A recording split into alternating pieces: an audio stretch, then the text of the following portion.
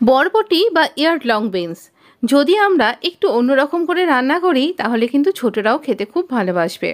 আর এটা আপনি নর্মাল রুটি, ভাত, তরকারি ছাড়াও ধোসা বা ইত্যাদি দিয়েও কিন্তু সার্ভ করতে পারবেন।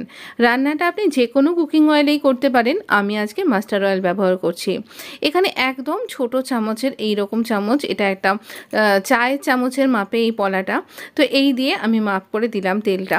খুব বেশি তেল লাগে না, যারা আর কি ডায়েটে আছেন, বেশি তেল খাচ্ছেন না, তাদের জন্য আদর্শ এই সবজিটা। আর অনেকখানি সবুজ ভেজিটেবলস খাওয়া হয়ে যায়। এখানে একটুখানি জিরে বা কিউমিন দিলাম, কোরিয়েন্ডার বা ধনে দিলাম একটুখানি। এর একটা ভালো গন্ধ বেরোবে আর উপকারী গুণ তো অবশ্যই আছে। এর সাথে আপনি যদি মনে করছেন একটু বেশি করে কাঁচা লঙ্কা দিতে পারেন, বা আপনি লাল লঙ্কাও কিন্তু দিতে পারেন। আমি না সবসময় সবুজ ধরনের এই বরবটিগুলোতে আমি একটু লাল লঙ্কাকে চিড়ে দিই, যাতে কেউ যদি ঝাল খাবে না মনে করছে বা ছোটরা, তারা সহজেই বাদ দিতে পারে। তো আমি বরবটিগুলো কিরমভাবে কেটে নিয়েছি আর ধনিয়া জিরে এই পরিমাণ নিয়ে আমি এটা ক্রাশ করে নিয়েছি। এবার এই ক্রাশ করা ধনে জিরে, একটুখানি আদা আর টমেটো, যদি ঝাল বেশি খান তাহলে এর সাথে দুটো কাঁচা লঙ্কা একসাথে বেটে নিন। তো আমি এখানে বরবটি তো খুব তাড়াতাড়ি রান্না হয়ে যায়, মিডিয়াম টু হাই ফ্লেমে এটাকে একটুখানি সতে করে নেব। যেই দেখবেন যে এর কালারটাও চেঞ্জ হতে শুরু করেছে আর একটুখানি এটা সফট হতে শুরু করে দিয়েছে, সবুজ রঙটা সবুজই থাকবে রান্নার পরেও, খুব একটা কালো হয়ে যাবে না, তখনই আমরা এই বাটা মশলাটা দিয়ে দেব। এই রকম একটা বাটা মশলা এটা রান্নার স্বাদকে অনেক গুণ বাড়িয়ে দেবে। ভীষণ ভালো লাগে এটা খেতে, গরম ভাতে মেখে খেতে ভালো লাগবে।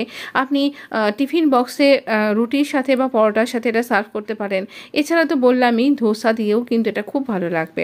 ধোসাতে আলু অনেকে খেতে চান না, যাদের ডায়াবেটিস আছে তারা এই রেসিপিটা ট্রাই করতে পারেন। নুন দিয়ে দিলাম পরিমাণ মতন, এছাড়া হলুদ তো দিতেই হবে, হলুদ দিয়ে দিলাম। এই রান্নাটার মধ্যে আপনি ইচ্ছা করে একটু চিনি দিতে পারেন, যেমন আমি সমস্ত রান্নাতেই স্বাদের ব্যালেন্সের জন্য সামান্য একটু চিনি দিয়ে থাকি, তবে আপনি চিনিটা স্কিপও করতে পারেন। তো এই রকমভাবে ভালো করে এটা একটুখানি কষিয়ে নেব, যাতে টমেটো, আদা ইত্যাদির কাঁচা গন্ধটা যেন চলে যায়। এরকমভাবে কষাতে কষাতে দেখবেন এটা আস্তে আস্তে ড্রাই হতে শুরু করে দিয়েছে।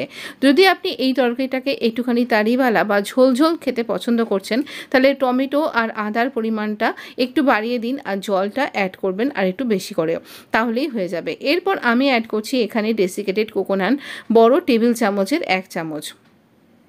এখানে ডেসিকেটেড কোকোনাট ছিল আমার কাছে হাতের কাছে, এটা দিয়েও আমরা একটুখানি নাড়াচাড়া করে নেব, যাতে নারকেলের মধ্যে কোনো কাঁচা গন্ধ না থাকে। আর এখানে আপনি কিন্তু একদম তাজা নারকেলও কিন্তু ব্যবহার করতে পারেন। এটাই হলো একদম গেম চেঞ্জার। এই মশলাগুলোর সাথে যখন এই ডেসিকেটেড কোকোনাটটা ভাজা ভাজা হবে, ভীষণ ভালো গন্ধ বেরোতে শুরু করবে আর খেতে অপূর্ব লাগবে।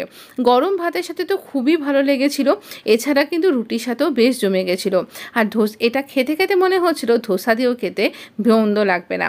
অবশ্যই একবার ট্রাই করতে ভুলবেন না এই গরমের দিনে, যখন আপনি একটু হালকা খাবার খুঁজছেন।